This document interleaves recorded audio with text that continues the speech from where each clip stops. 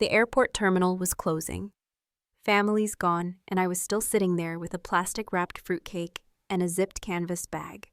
Name's Ellis, 63, retired systems analyst.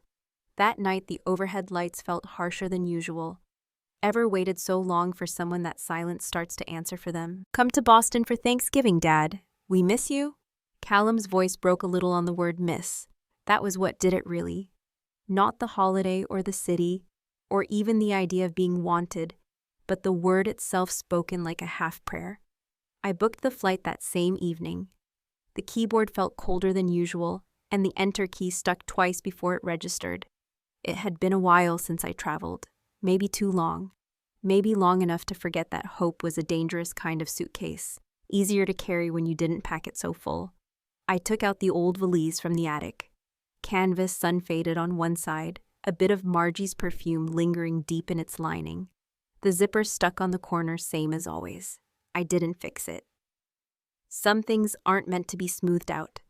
I packed 2 sweaters, one of them the moss green one Callum used to compliment when he was home from college. I added socks, razors, and on impulse a fruitcake I'd wrapped in wax paper and slid into a plastic bag. It was dry from last year, but still intact. The next morning, the bus out of Montpellier rolled through town like a tired whisper. I watched the trees, the last burnt oranges and browns clinging stubbornly to their branches. Vermont in late November has a certain silence to it, like it's waiting for snow to make all the regrets less visible. Logan International felt like another planet. Too many lights, too many voices, too much movement without meaning. I walked to baggage claim even though I had nothing to pick up, then sat near the rideshare benches just beyond the exit doors. I was early. I like being early. Gives you time to think. The text said landing at 6. Callum will swing by around 6:30. He's working half day. It was 6:07 when the buzz of families began. Kids running to grandparents' lovers colliding in hug laughter. I caught myself smiling at the scene, adjusting my sleeves like I might be next. 6:30, then 6:50. No sign. A mother next to me was showing her toddler how to chew on a teething ring. Her husband offered her a sip of hot cider from a thermos. Their eyes met in that soft way married people sometimes forget they still can. 7:15. I sent a text. Here, by the rideshare area, no rush, nothing. I called once, no answer. I called again around 8:05, straight to voicemail. By 9:00, the arrivals had thinned. A custodian began sweeping near the entrance. I stood up, paced, sat down again. It wasn't until 10:11 p.m. that my phone buzzed. Sorry, Dad. Things got complicated. We'll explain later. That was it. No apology. No estimated time. No next step. Just complications. I reread the text twice. Then again, I wanted to find subtext. Something to hold on to. Maybe a typo. Maybe complicated was autocorrect for completed and he was on his way. But no, I knew that tone, that distance masked as casual. A security guard passed behind me. Sir, we'll be cleaning this wing soon. You need a ride. I shook my head. Stood slowly and reached for the canvas bag. The handle felt heavier than it had when I left home. Or maybe I had just aged 5 years in 5 hours. I took one last look at the glass doors. Outside, someone else was being hugged by 2 small kids wearing paper turkey hats. Inside, my breath fogged against the window. I wiped it with my sleeve the way I used to do for Callum when he was small and doodling on car windows. I didn't say anything aloud, didn't curse, didn't cry. I just walked toward the exit, the squeak of the valise wheels sounding louder than it should in a space full of absence. Some holidays don't get celebrated. Some invitations are more wish than plan. But I showed up, and I waited. And now I was going home. The kitchen smelled like nothing, not burned toast, not simmering spices, not the faint perfume of Margie's dish soap, just an empty metallic quiet. I turned on the kettle not because I wanted tea, but because I needed the sound of something rising, something hissing. Outside, snow had begun dusting the porch like powdered sugar over a stale pie. I watched the frost crawl across the window pane, slow and certain. I didn't take off my coat, just waited, palms resting on the counter as the water heated in silence. When I finally sat down at the kitchen table, I placed my phone face up in front of me. The screen was blank. I tapped it anyway. Still nothing. My eyes drifted to the wall across from me. Callum's graduation photo still in its silver frame, the one Margie picked out. For years I had straightened that frame every few weeks. A quiet ritual, a private promise. Tonight it hung slightly crooked. I didn't move. The kettle clicked off. I poured hot water into a chipped blue mug and let it sit. No tea bag, just steam. Then the phone rang. Not Callum. Ruth. I answered on the second ring. So she said, "How'd it go?" For a second I didn't respond. Not because I didn't know what to say. I just didn't want to hear it out loud. I waited for 5 hours, her breath on the other end caught slightly. I saw a family with matching turkey hats, I said. A woman with a thermos of cider. A guy playing harmonica near the rental car shuttle. Did you get a cab back eventually? The driver was kind. Told me his own son moved to Florida and stopped calling. We didn't talk much after that. I heard the sound of dishes clinking on her end, maybe a late-night rinse. She didn't fill the silence with pity. Just waited. I added, he texted, said things got complicated. Promised to explain later. Do you believe him? I looked again at the photo frame still tilted like it had been caught mid-fall. No, I said quietly. No, I don't. She exhaled into the receiver. Well, that's something. There was something oddly comforting about Ruth. Not warm exactly, more like sturdy. The kind of comfort a well-made chair gives. Not soft, but you could lean into it. I stood and moved to the stove. I poured the hot water down the drain and reached for a can of tomato soup from the pantry. The kind Margie used to insist we only ate when someone had a cold. I didn't even heat it properly, just dumped it in a pot and let it sit. The spoon clinked when I stirred it half-heartedly. Ruth stayed on the line talking about the snowstorm they were expecting up near Bar. I didn't catch all her words. Just the cadence, like a heartbeat you know is still there, even if faint. After we hung up, I wandered into the den. My feet found the same grooves in the carpet they always had. Familiar steps worn by years of pacing, of searching for remote controls and reading glasses and purpose. I sat at the old computer desk. The screen glowed too bright at first, blue-white and accusatory. My inbox was empty, my folders not so much. I opened one marked Thanksgiving 2017. A short email from Sarah sat inside. We're just so swamped this year, Ellis. Maybe next year. Hope that's okay. Hugs from us both. She had always signed off with a heart emoji. That year she didn't. I clicked back. My eyes found the folder labeled Will, Final Draft, 2018. It had been untouched for nearly a year. The little green checkmark next to it pulsed faintly. Ready, waiting, but not yet. Not tonight. I stood and turned toward the hall. The valise was still there, leaning against the bench like an accusation. Its corners were darkened from Boston sleet, tiny wet scars that hadn't dried. I hadn't unpacked. Didn't feel like I'd earned the right. I knelt beside it. My knees ached with the motion. I rested my hand on the canvas top, felt the cold through the fabric. I don't think they ever planned it, I whispered. Saying it out loud made it more real. I sat on the floor for a while, not moving. The house didn't feel like home tonight. It felt like a waiting room where no one called your name. Eventually, I stood and walked back into the den. The computer screen had gone dark again, but the little green checkmark on the folder still glowed. I clicked it open. The bag finally toppled this morning. I heard it before I saw it, the soft thud on the floor by the entryway. When I walked out, the valise lay on its side, canvas creased in a new place. The zipper split just an inch. It looked like a mouth trying to say something but stopping short. I didn't fix it. Snow had fallen overnight, again. It wasn't the kind that sticks, just the kind that dusts everything with the memory of cold. From my front window, I could see the wreaths being hung around town. Red bows, battery lights, plastic evergreen. A kind of cheer that felt like it belonged to someone else this year. The kitchen still smelled like nothing. I stood at the sink, cradling a mug that held only warm water. I'd stopped putting tea in it 2 days ago. Something about the simplicity of steam rising from clear liquid felt honest. My phone buzzed. I didn't jump. A text from Sarah. We'll try to make Christmas, but no promises.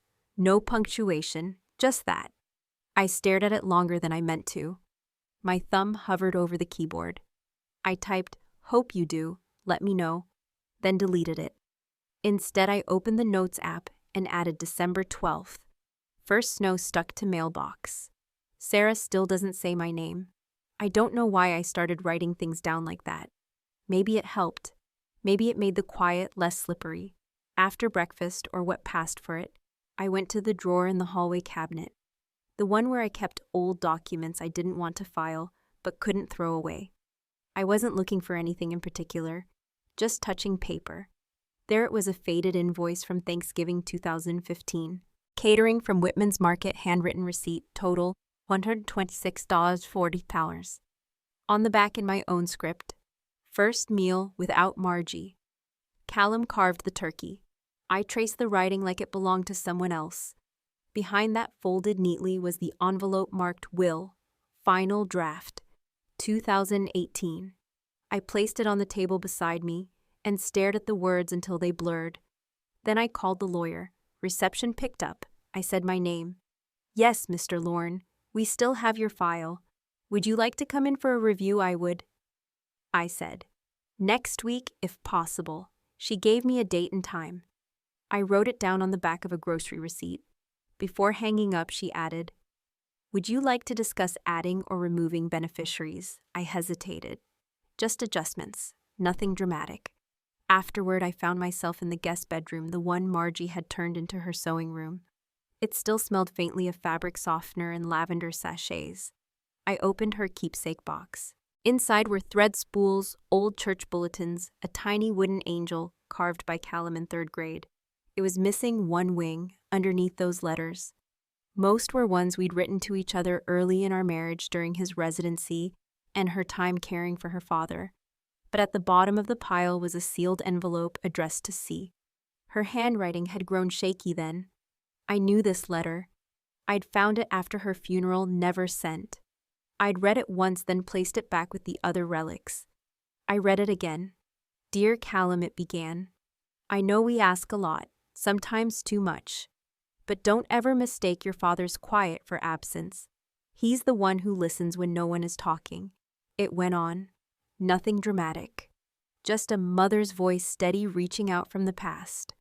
When I finished, I folded it back along the original creases and tucked it in a new envelope, not addressed this time, just marked with today's date and the word keep. That afternoon, I sat on the couch beside the valise. It was still open an inch, like a wound not deep enough to bleed but too wide to ignore. I opened my email.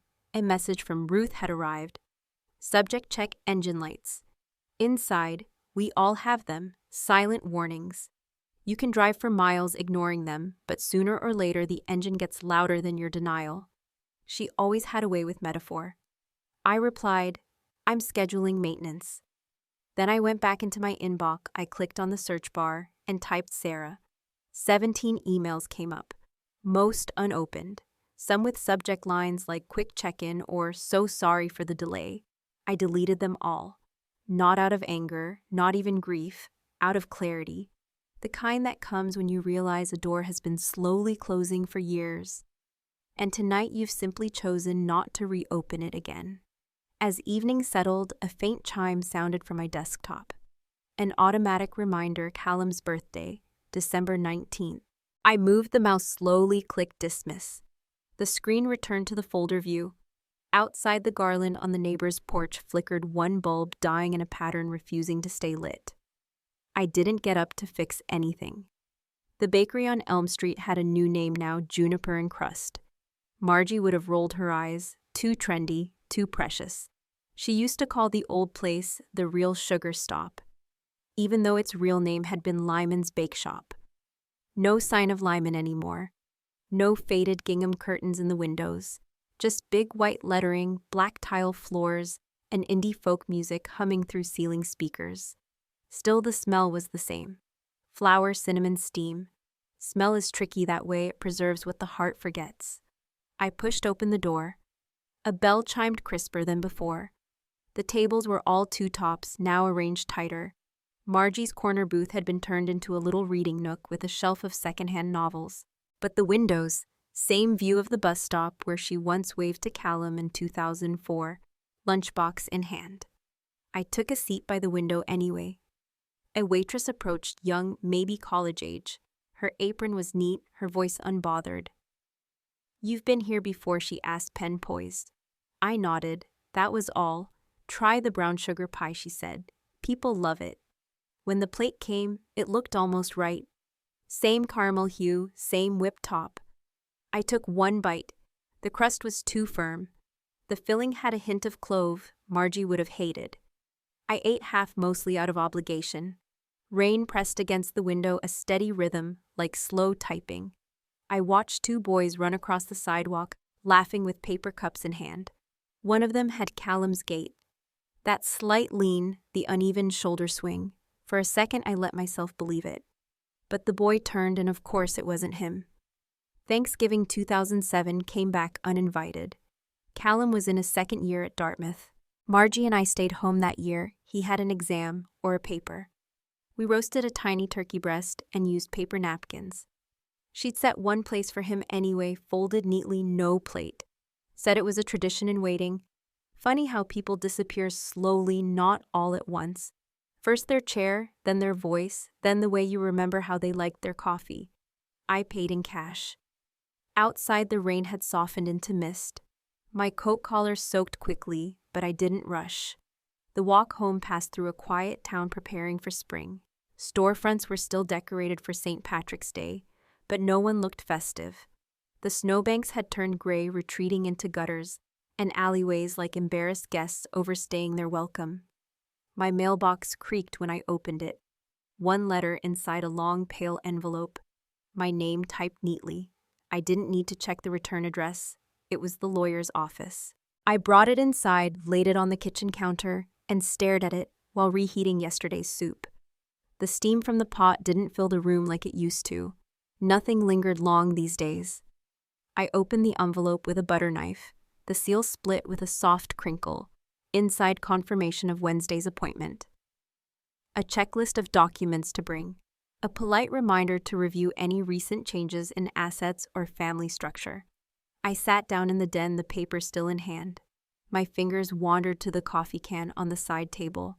It held small mementos, Margie's rosary beads, Callum's old scout badge, a few bottle caps from their root beer nights. And at the bottom, her wedding ring. It still fit my finger.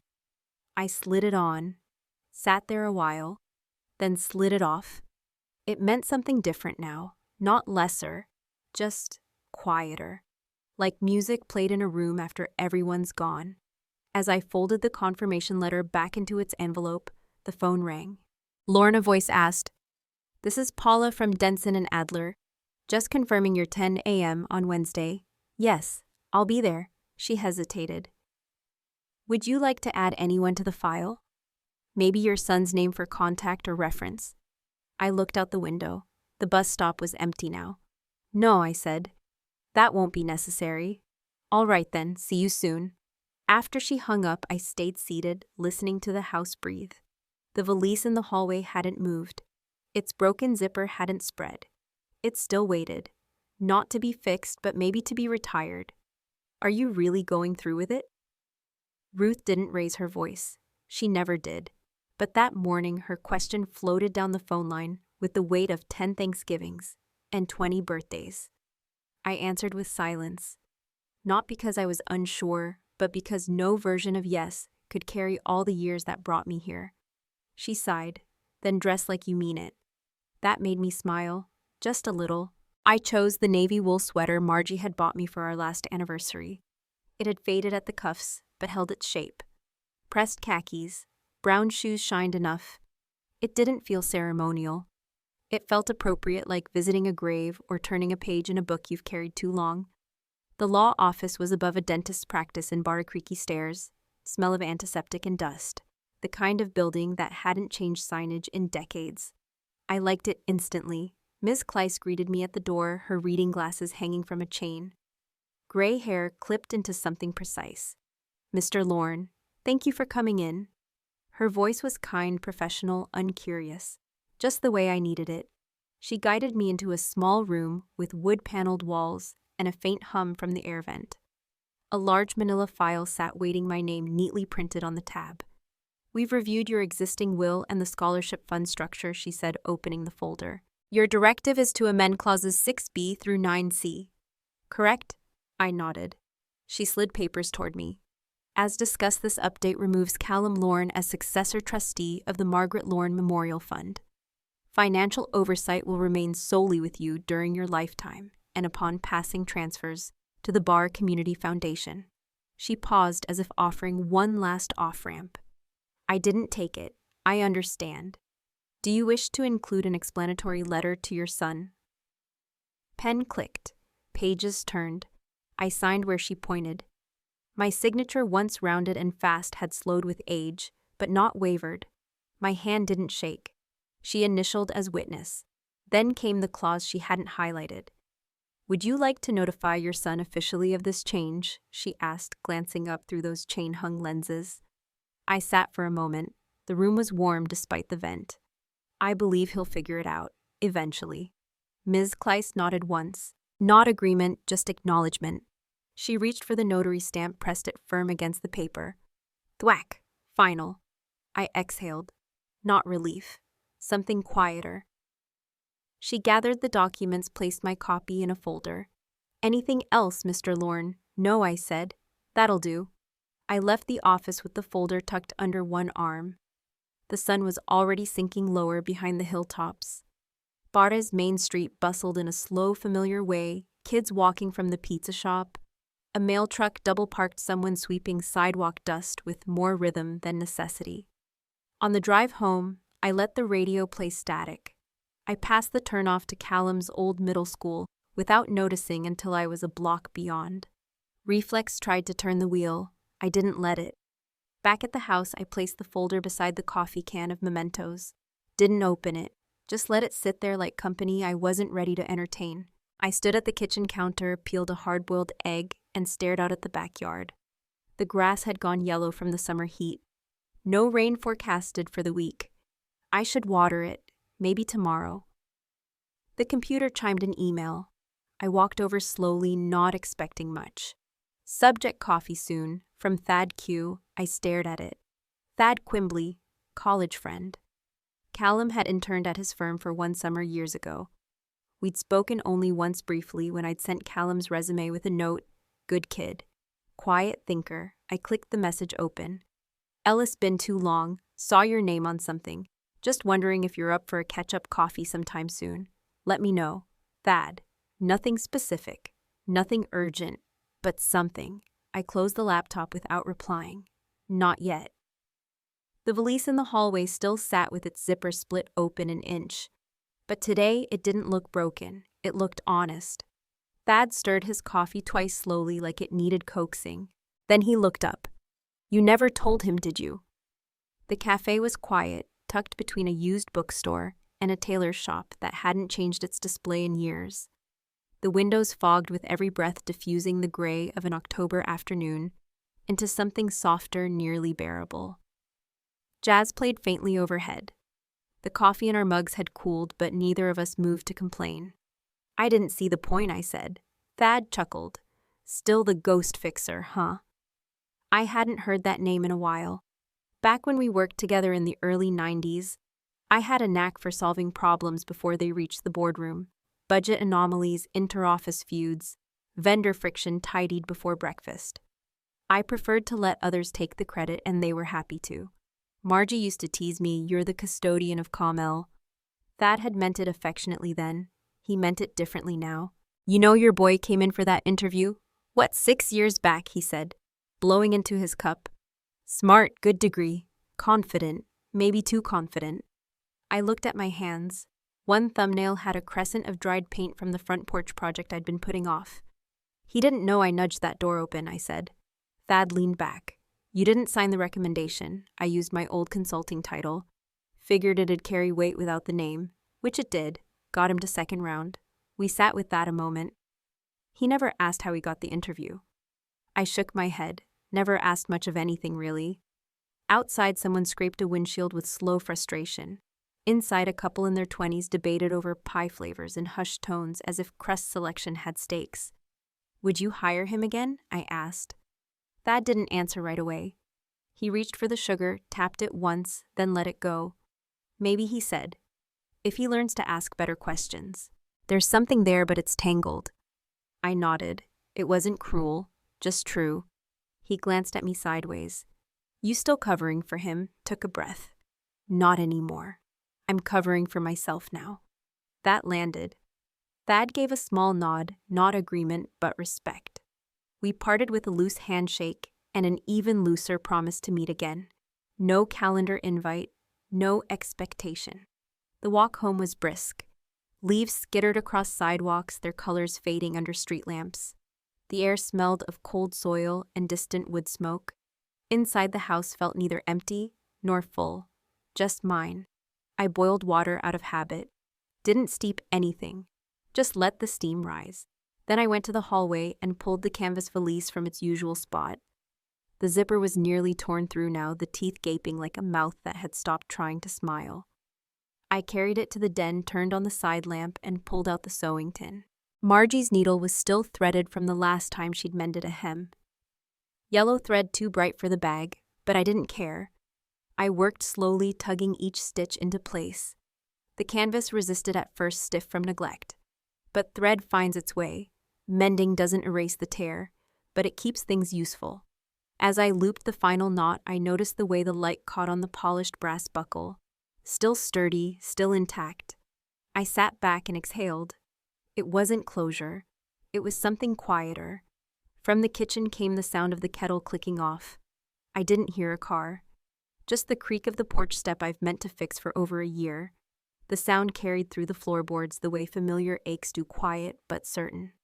I wiped my hands on a dish towel and walked to the door without rushing. No expectation, just motion, the kind you follow because it might be something, or someone.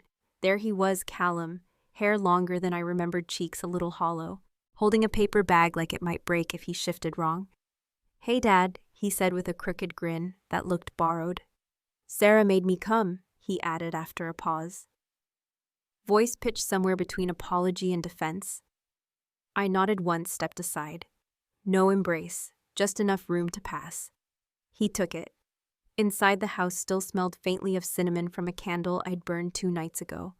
The fireplace wasn't lit. I'd meant to, but the kindling felt too damp earlier. I hadn't tried again. Callum placed the bag on the counter, unrolled it. A bottle of apple cider. 2 slices of pie in plastic clamshells. Dry crust visible even through the fogged plastic. "Apple. Store-bought," he said. Not Sarah's best idea. I pulled 2 plates down. He retrieved forks without asking. We sat at the kitchen table, same chairs we'd used since he was in middle school. His still creaked when he leaned back. We didn't say much, just ate. Forks against porcelain. The hum of the fridge. Wind nudging the window panes. His foot tapped lightly under the table. I looked away. On the fridge, a faded sticky note caught my eye. "Buy cider if Callum visits." I'd written it months ago, maybe longer. It curled at the edges now. The ink faded to a ghost of itself. "Cider still cold," I said. He nodded, sipping. "Still good, a beat." "Your place looks the same," he added. "I keep things," I replied. He didn't push. After the pie, he stood and took the plates to the sink, turned on the tap, found the sponge. It wasn't a grand gesture. It was something better. As he rinsed, the phone rang, Ruth's name glowing on the old screen. I stepped into the hallway, answered quietly. "Well?" she asked. "He's here?" Still breathing, I smiled. "Dry pie and all." She chuckled. "Don't mess it up, Elle." Click. I returned to find him drying the dishes with a rag too thin for the job. His shoulders moved slowly, like he'd trained himself to shrink in small spaces. I walked to the hallway closet, pulled out the canvas valise. It had been sitting near the coat since I'd mended it. I held it for a moment, then carried it into the kitchen. He looked up, paused mid-wipe. "Your mother's bag," I said. "Still works." I placed it on the counter beside him. The stitches weren't perfect yellow thread against faded green canvas, but they held. He touched the strap, ran a thumb over the frayed edge. "I forgot what this smelled like," he whispered. I nodded. "She used cedar sachets. Still lingers." He didn't take the bag, just rested his hand on it, fingers lightly curled around the handle like a question. The kitchen light flickered slightly old wiring. No one moved to fix it. We stood there surrounded by unfinished things, pie crust sentences, years. And yet something held. The library smelled of dry books and old varnish, just how Margie liked it. She used to say libraries had their own weather, warm in winter, hushed in summer. And today, spring peeked through the tall windows in ribbons of gold dust, dancing like quiet witnesses. I stood at the front of the community room, palms slightly damp, the edge of the podium worn smooth under my fingers. The chairs weren't full, but they were enough. Neighbors, 2 teachers, the town pharmacist, a handful of students and parents. Familiar faces, honest ones. A framed photo of Margie rested beside the podium. She looked like she was listening. I cleared my throat. "Thank you for coming." I began adjusting the pages I didn't plan to read. "I don't want to take much of your time. I just want to say something that's been a long time coming." The air hummed with old radiator heat and anticipation. "We give what we can," I said, "but more importantly, we give what we choose." Somewhere in the back, a chair creaked. I saw a shape move in late, careful. Didn't need to look too hard. "Callum." He stood near the doorway, hands in his coat pockets, head slightly bowed. No bag, no prepared words, just presence. I continued. "This community was my family long before I knew how to say thank you. And today, with Margie's memory in mind, I'm proud to relaunch the Lorne Scholarship Fund, not as inheritance, but as investment." Murmurs passed gently through the room like birds changing branches. The fund will support local students pursuing community-centered work. Teaching, healthcare, town planning, anything that builds where they were born. I looked down. The envelope in my coat pocket felt heavier than it should, sealed to be read. "After I speak." I left it where it was. "We built this," I added. "Margie and I. And you in your quiet ways. This is our gift."